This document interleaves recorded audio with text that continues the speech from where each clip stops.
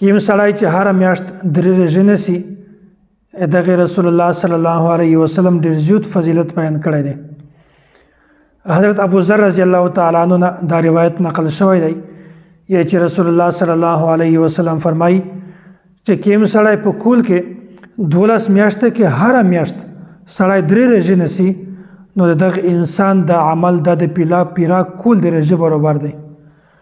چې یو سړی درې ورځې هر میاشت کې ورځې نیسي دا داسې دی لکه پیرا کول چې دغه سړی ورځې نیولې وي.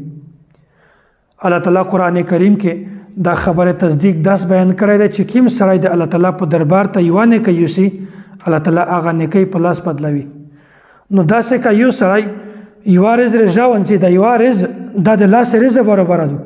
نو که په یوه میاشت کې درې ورځې سړی روژه ونیسي دا درې ورځې دا داسې لکه دغه سړي چې 10 ورځې روژه نیولې وي. او داسې چې د هر سړي د معمول جوړ شي دغه دومره ثواب د لکه پیرا کولی چې روژه نیولې وي.